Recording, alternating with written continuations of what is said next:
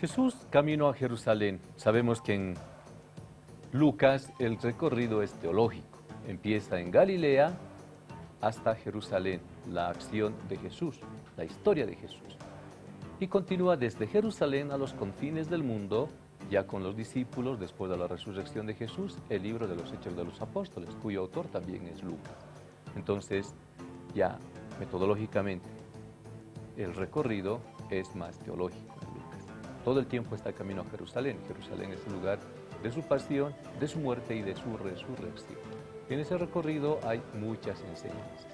El anterior domingo hablábamos sobre el samaritano, el buen samaritano, tan conocida esta parábola, para mostrarles esa relación horizontal que es consecuencia de la relación vertical con Dios. Cuando uno siente a Dios en su corazón, siente a Dios en su vida, necesariamente eso desemboca en una relación diferente frente a sus hermanos. Padre Esteban, este pasaje y sobre todo el realce que hace Jesús cuando exalta la acción de María.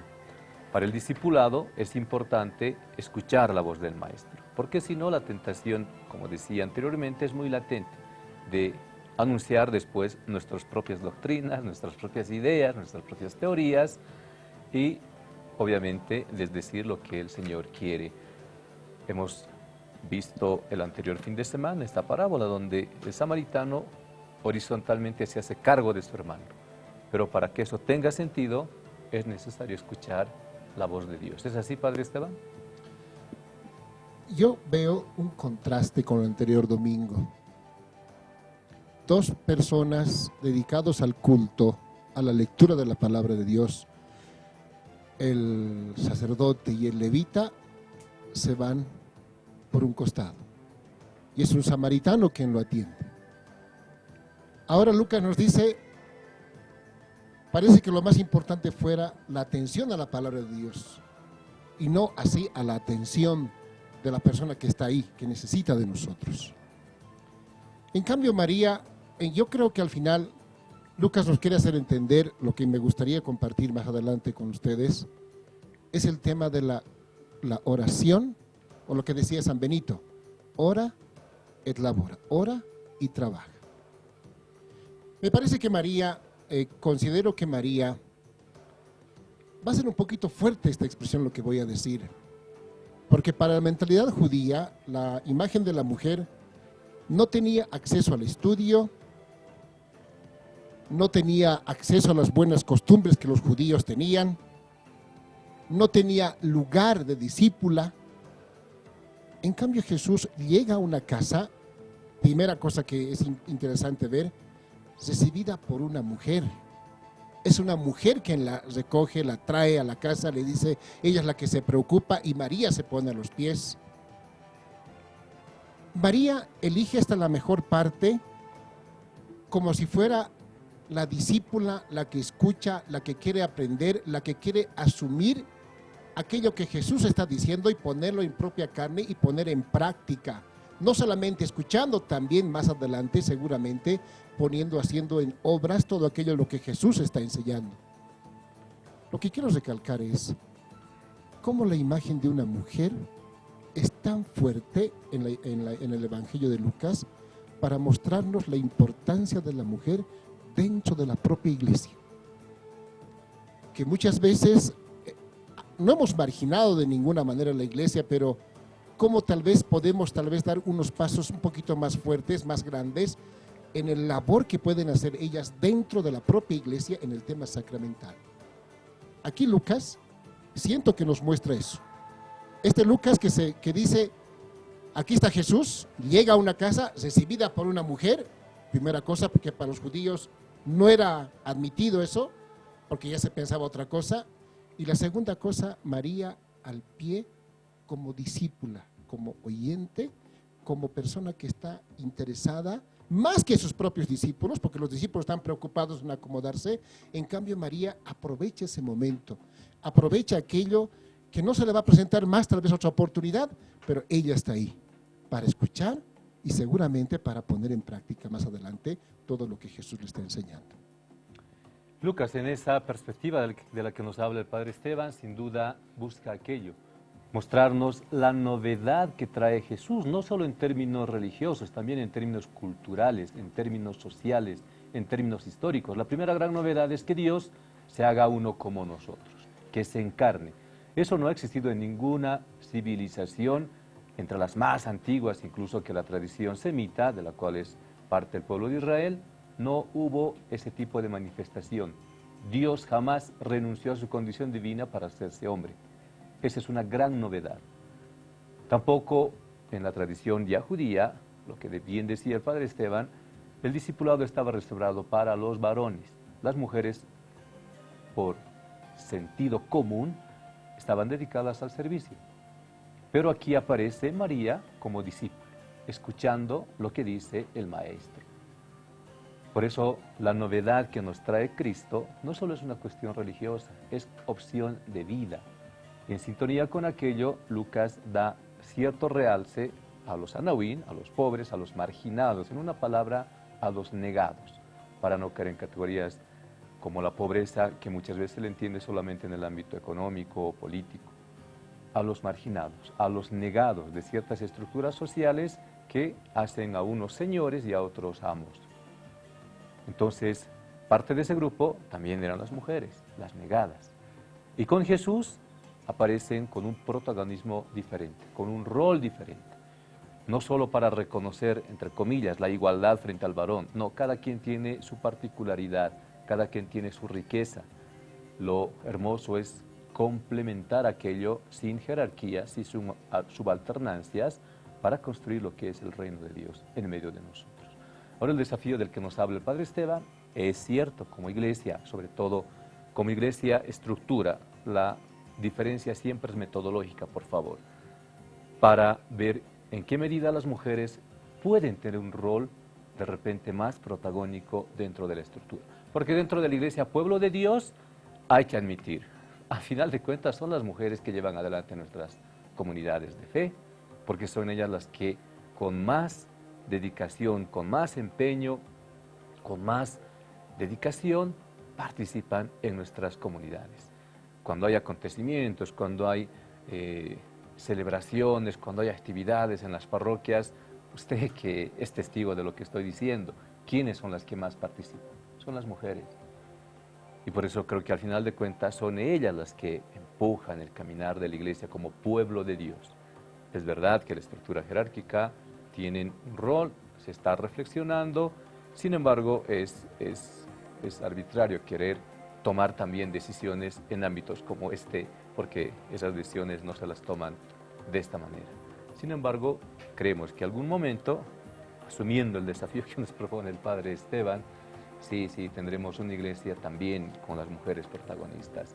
Madre, ¿tú qué dices al respecto? Es un tema particular. El Santo Padre se ha reunido con las superiores generales, han armado una comisión para que se pueda estudiar la posibilidad del diaconado, que era una tradición muy antigua en la iglesia, pero de repente ahora ante la ausencia incluso de vocaciones se pueda pensar en el rol de la mujer dentro de la iglesia. Pero ¿estás o no de acuerdo con lo que digo? Yo creo en la experiencia que tengo que las mujeres al final de cuentas llevan la iglesia, a pesar de que no tengan la misma posición dentro de la jerarquía. Antes de responder lo que me estás preguntando, yo quisiera retomar Marta y María. Yo le daría a este evangelio un título, Sin Marta y sin María, porque creo que estas dos figuras son esenciales en el seguimiento de Jesús. Y el evangelio el domingo pasado sí nos va contando, Jesús va hacia Jerusalén y llega a esta casa, digamos así, que es un espacio, un lugar donde él se va a encontrar y va a reforzar sus fuerzas. Y como decía el Padre Esteban, encuentra dos mujeres con dos actividades diferentes pero necesarias. La mujer era la limpieza, inclusive lavaba los pies al viajero, al que llegaba. La mujer era ignorada, pero es que la revolución está en que el reino se hace presente. Y estos detalles son los que nos van mostrando que es imposible un reino de Dios sin la participación de todos y de todas. Que es imposible un reino de Dios donde admitamos tranquilamente que, por ejemplo, en lo que vamos del año, 70 feminicidios, eso es demasiado. Yo creo que también todos estos pasajes nos van mostrando una realidad donde la mujer, por mucho que hablamos, que sus derechos, que esto, que participe, todavía existe el machismo muy grande, y dentro de la iglesia también ese machismo se da, y ese machismo es lo que está impidiendo que el reino se haga presente. La figura, yo recuerdo bien en uno de sus viajes del Papa, decía que el rostro de la iglesia y del espíritu es femenino, es porque el espíritu, la rúa, es femenino. Entonces yo creo que a la iglesia y a todos los que anunciamos el reino nos está faltando eso, de pensar que el reino revolucionó, que el reino, estamos hablando de cosas que desde la época de Jesús ya se estaban imponiendo. Jesús trae el ejemplo de que la mujer, todos y todas somos iguales en la construcción del reino, y que si alguien falta en esta construcción del reino, el reino no se va a dar. Es imposible que se dé un reino donde solamente los hombres son la cabeza, los que dirigen. Y las mujeres tenemos que pensar esto, y también pensar nuestro papel, nuestro aporte en la iglesia tiene que ser de verdad valioso. También lo que decíamos, antiguamente había expresiones como enseñarle la Torá a una mujer es perder el tiempo. Se decía, son dichos que son muy significativos. Y el hecho de que María esté sentada a los pies escuchando, eso revoluciona todo, lo cambia, porque nunca una mujer podía estar como discípula de su maestro. Y que Jesús la haya admitido, que Jesús con su actitud le haya dicho que sí, que es eso. Y es muy bonito porque Jesús está enseñando a sus discípulos, camino a Jerusalén les está enseñando cómo tiene que ser la misión. No puede ser un activismo desbordado sin escuchar primero la palabra. Yo escucho la palabra y desde la palabra voy a sacar ¿qué es lo que tengo que hacer para construir el reino? Es con la palabra. Si yo no escucho la palabra, si no estoy atenta a la palabra, mi discipulado no tiene sentido. Y eso es lo que le dijo a Marta. Es verdad, trabajamos, podemos tener muchos proyectos en las parroquias, pero si, como decía Isaías, cada mañana despierto, el Señor me abre el oído para que escuche como los iniciados, para que escuche como los discípulos. Y si yo no abro mi oído, todo eso, es imposible. Y el Señor no, son cosas antiguas, cuando decimos la participación de la mujer en la iglesia, que debe ser más, que debe ser esto, pero desde la época de Jesús se decía. Lo que pasó fue que hubo cambios en la iglesia que le negaron esto. Porque si vamos a los hechos de los apóstoles, son varias mujeres las que dirigen las comunidades. Sin duda es un tema para mucho reflexionar. El Papa Francisco ha dado pasos muy importantes. Se ha formado una comisión, aunque entendemos también que hay líneas duras dentro de la estructura de la Iglesia que prefiere no hablar de estos temas, prefiere dejar las cosas tal como están, porque, claro, hay una subalternidad, hay una jerarquía implícita, en algunos casos muy explícita, donde es patriarcal, donde es machista, y que también es el reflejo en la sociedad, donde todavía el hombre se cree que es la cabeza de la familia.